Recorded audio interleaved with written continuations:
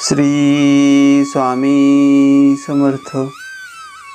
प्रिय भक्तांनो, आज आपण स्वामी चरित्रामधील एक परम पवित्र कथा पाहणार आहोत.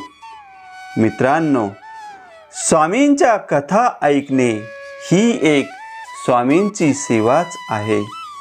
स्वामींची सेवा केल्याने जीवनामध्ये सुख, समाधान, शांती लाभते, मनोवांछित फळ मिळते, मनातील इच्छा पूर्ण होतात. मित्रांनो, आज आपण पाहणार आहोत मौनी बाबांना गुरु कृपेचे अंजन.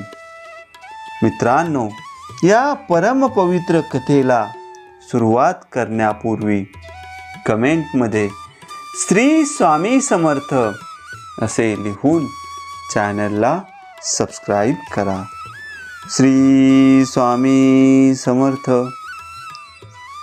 सोलापुरात मुकुंद नावाचे स्वामींचे एक भक्त होते. नियमाने ते स्वामींच्या दर्शनाला येत असत. स्वामींना ते सतत मायेच्या पाशातून सोडविण्यासाठी विनंती करीत असत. त्यांची आध्यात्मिक ताकद स्वामींना ज्ञात होती.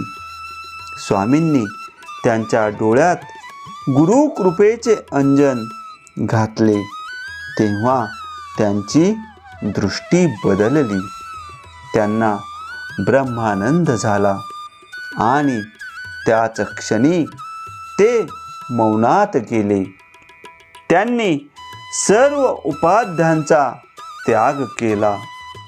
मौन अवस्थेत सुद्धा ते निरीच्छ वृत्तीने स्वामी सेवा करीत होते. परंतु समाजातील काही लोकांनी त्या मौनी बाबांना त्रास देण्यास सुरुवात केली. एकदा त्यांनी तेथील राजाचे कान भरले व त्यांच्या दूतांकडून मौनी बाबांना कारागृहात कोंडले. ते दुष्ट लोक आनंदात फिरत फिरत सिद्धेश्वर तलावाजवळ आले. तेव्हा त्यांना मौनी बाबा स्नान करताना तेथे दिसले.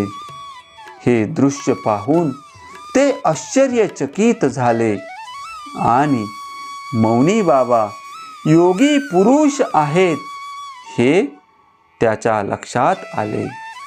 ही सर्व घटना गावातील लोकांना समजली व त्यांचा महिमा वाढतच गेला. पुढे त्यांच्यावर स्वामी कृपा होऊन स्वामींनी त्यांना ब्रह्म साक्षात्कार घडविला.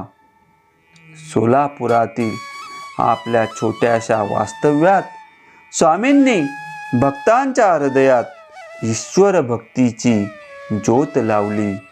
त्यांची दुःखे हरण केली. अनेकांना व्याधीतून मुक्त केले. जाता जाता स्वामींनी लोकांना संदेश दिला. तो असा: अहो मज जे भजती त्यासी ब्रह्मपदे तुच्छ होती. कितीही संकटे आली तरी घाबरू नका, मी तुमच्या पाठीशी आहे. स्वामींनी एकच संदेश सर्वांना दिला: कितीही संकटे आली तरी घाबरू नका, माझ्या भजनात दंग व्हा, मी तुमच्या पाठीशी आहे. स्वामी आता जाणार म्हणून सर्व लोक व्याकुळ झाले होते. स्वामींना त्यांचा दुःखी चेहरा दिसत होता. तेव्हा स्वामी म्हणाले, कुठेही मी गेलो तरी मी माझ्या भक्तांपाशीच असतो.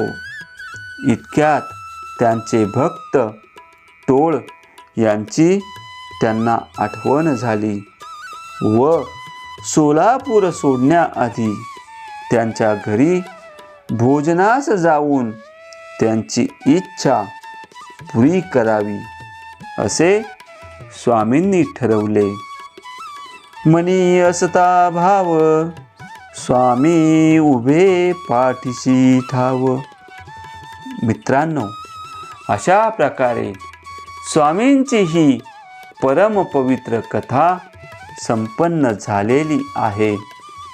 पुढील कथा ऐकण्यासाठी चॅनलला सबस्क्राईब करा आणि कमेंटमध्ये लिहा.